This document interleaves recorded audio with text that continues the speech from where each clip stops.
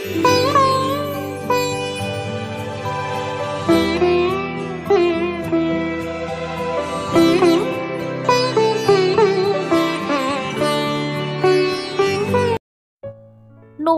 বন্ধুরা, আমি পিঙ্কি।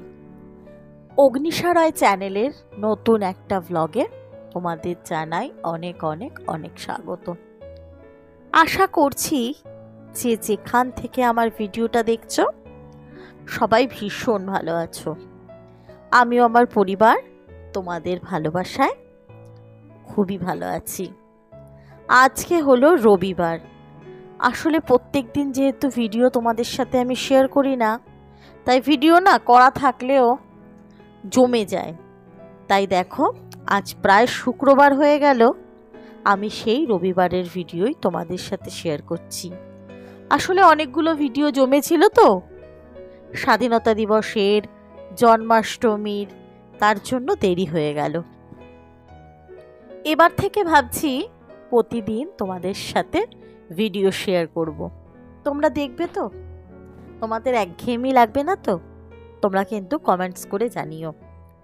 সকালবেলা উঠে বাসি কাজকর্ম সেরে নিলাম, তারপর মেয়েকে একটু কফি করে দিলাম, কারণ মেয়ে এখন যাবে কম্পিউটারে। আর ও এত দেরি করে ওঠে ছুটির দিনগুলো, যে ও খাবে কি তৈরি হবে ও ভেবে পায় না। তাই ওর ব্যাগপত্রটা আমি একটু গুছিয়ে দিলাম। এরপর ও কম্পিউটারে বেরোলে আমি যাব রান্নাঘরে, কারণ শুধু ভাতটা হয়েছে, এখনও কটা তরকারি করা বাকি। তাই বাবাই মেয়েকে দিয়ে বাজারে বেরিয়ে গেল, আর আমি চলে এলাম রান্নাঘরে।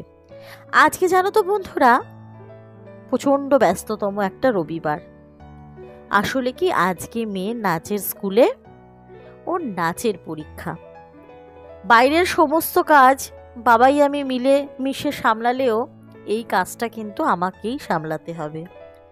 বাবাই দিয়ে আসবে, আমাদের পৌঁছে দিয়ে আসবে, কিন্তু বাকি বাদটা তো সমস্তটাই আমাকে সামলাতে হবে থেকে।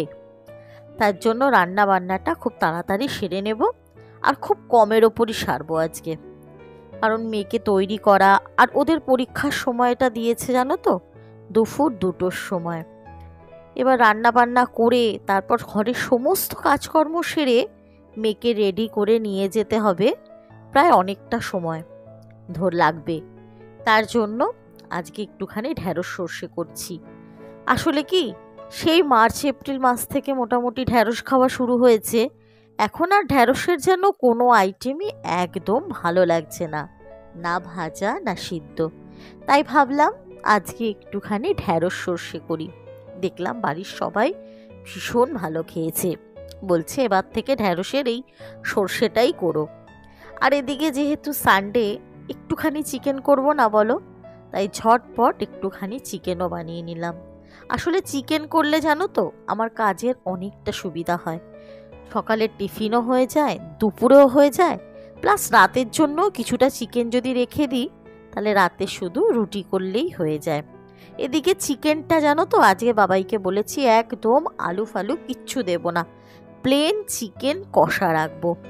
রান্না বান্না অনেকটাই সেরে নিয়েছি, ধরো পুরোটাই হয়ে গেছে। তারপর চলে এলাম মেয়ের ড্রেস, গয়না এগুলো আলমারি থেকে বার করে নেব। আসলে আলমারিটা ফ্ল্যাট থেকে আসার পর গোছানো হয়েছে এমনভাবে, মানে জায়গাপত্রগুলো একটু এদিক ওদিক হয়েছে, তাই জন্য কিছু জিনিস খুঁজতে গেলেই আমাকে একটু সময় নিয়ে খুঁজতে হয়। আর মেয়ের এবারের ড্রেস হচ্ছে হাফ শাড়ি, মানে যেটা ওদের অ্যানুয়াল প্রোগ্রামের জন্য আমরা কিনেছি। তা সমস্ত জিনিসপত্র বার করে নিয়ে এবার সোনামাকে পাঠিয়ে দেবো স্নান করতে, কারণ ওর চুলটা বাঁধতেই আমার প্রায় অনেকটা সময় লেগে যায়। আর এদিকে জানো, কত যুদ্ধের পর অবশেষে মেয়েকে একটু আলতা পরাতে পারলাম। মেয়েটা আমার মোটে পায়ে আলতা পরবে না, খালি বলছে রেড মার্কার দিয়ে আলতার মতো করে দাও। আসলে কি, আলতা আর রেড মার্কার এক বলো? রেড মার্কারটা হালকা হয়, আর আলতা পরলে পা দুটো কি সুন্দর লাগে, তাই না বলো দেখতে? অবশেষে অনেক যুদ্ধ করার পর মেয়ে আমার রাজি হয়েছে আলতা পরতে। কিছুটা মেকআপ আমি করিয়ে দেব, কিন্তু এই যে বলে না, বড় হয়ে গেলে আমাদের কাছে মা যেন কিছুই জানে না, তো ফেস মেকআপটা মেয়ে নিজে নিজেই করবে। বলছে আমার বেশি লাউড মেকআপ ভালো লাগে না মা, তুমি করলে যদি লাউড করে দাও, ওই জন্য একদম হালকা মেকআপ করব আমি। আর এই দিকে দেখো, চোখ আঁকার বেলা তো মাকেই দরকার, তাই চোখটা এঁকে দিলাম। আর আমি ওকে যতবার আই মেকআপ করে দিচ্ছি ততবার আয়নায় দেখছে। আসলে ও না যে কোনো কাজে বড্ড খুঁতখুঁতে, সে পড়াশোনা হোক, নাচ বা আঁকা, যতক্ষণ না জিনিসটা পারফেক্ট হচ্ছে ও কিছুতেই ছাড়বে না। তাই দেখো বারবার করে আমি মেকআপ করিয়ে দিচ্ছি, আর ও বারবার আয়নায় গিয়ে দেখে স্যাটিসফ্যাকশন হচ্ছে যে আদৌ আমি আই মেকআপটা ঠিক করলাম তো। ওকে সাজিয়ে গুজিয়ে নিয়ে আমরা না আর দুপুরে খেয়ে বেরোবো না, জানো তো। একেবারে ভাবলাম যে দুটোর মধ্যে তো খাওয়াও যাবে না, বেকার খাওয়া দাওয়া করে খেতে বসা হবে। তার ভাবলাম পরীক্ষাটা দিয়ে নিয়ে এসে একেবারে খেতে বসবো। আর দেখো তোমাদের সাথে কথা বলতে বলতে মেয়েটাকে একদম রেডি করে নিয়েছি। কি মিষ্টি লাগছে না। এদিকে মেয়েদের আজকে ড্রেস কোড ছিল এইটাই, এটা একদম পিওর কটন একটা হাফ শাড়ি, জানো তো। আর এই গয়নাগুলো ওদের ভারতনাট্যমের প্রোগ্রামের জন্যই কেনা হয়েছে। এদিকে মেয়েকে তৈরি করে নিচ্ছি, আর নিজেও একটা নর্মাল চুড়িদার পরে নিয়েছি, কারণ ওকে তৈরি করতে করতে আমার আর তৈরি হওয়ার সময় হয় না। তারপর মাথায় রয়েছে এক আকাশ চিন্তা, যে আকাশ তো মেঘ করছে, ছাদে যেগুলো কেচে মেলেছি সেইগুলো আবার নামিয়ে রেখে যেতে হবে। ওদিকে কাজ করতে করতে মেয়েকে রেডি করতে করতে প্রায় 1:45 বেজে গেল। তার জন্য একটু তাড়াহুড়োই করছি।